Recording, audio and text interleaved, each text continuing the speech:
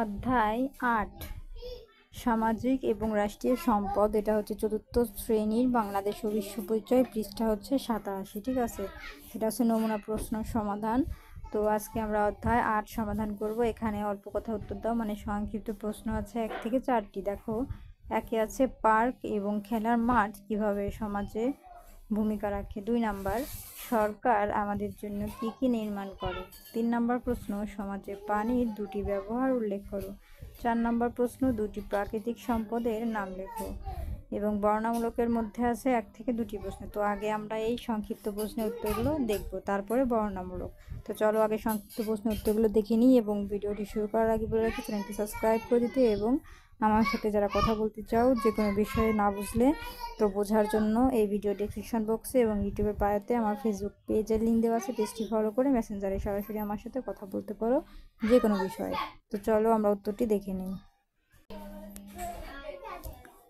দেখো, পার্ক এবং খেলার মাঠ কিভাবে সমাজে ভূমিকা রাখে। উত্তর, পার্ক এবং খেলার মাঠ সমাজের মানুষের জন্য বিনোদন, শরীরচর্চা এবং সামাজিক যোগাযোগের সুযোগ তৈরি করে। এটি মানুষের শারীরিক ও মানসিক সুস্থতা বজায় রাখতে সাহায্য করে এবং সমাজে সৌহার্দ্যপূর্ণ সম্পর্ক গড়ে তোলে। এটি ছিল একটি প্রশ্নের সমাধান। এখন দেখো 2 নম্বরের প্রশ্নে বলেছে, সরকার আমাদের জন্য কি কি নির্মাণ করে। উত্তর হবে, সরকার আমাদের জন্য রাস্তা, সেতু, হাসপাতাল, স্কুল, কলেজ, বিদ্যুৎ কেন্দ্র, পানির সরবরাহ ব্যবস্থা ইত্যাদি নির্মাণ করে।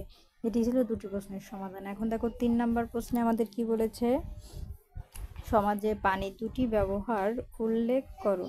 উত্তর, সমাজে পানির দুটি ব্যবহার হলো 1 পান করা এবং রান্নার কাজে, 2 কৃষিকাজে সেচ দেওয়া। এটি ছিল 2টি প্রশ্নের সমাধান। 3 নম্বর প্রশ্ন। এখন 4 নম্বর প্রশ্ন হচ্ছে, 2টি প্রাকৃতিক সম্পদের নাম লেখো। এখন চলো এটা দেখি। তো উত্তর হবে, 2টি প্রাকৃতিক সম্পদের নাম হলো পানি, বন। তো এই ছিল আমাদের সংক্ষিপ্ত প্রশ্নের সমাধান। এখন আমরা বর্ণনামূলক প্রশ্নের উত্তর দেখব।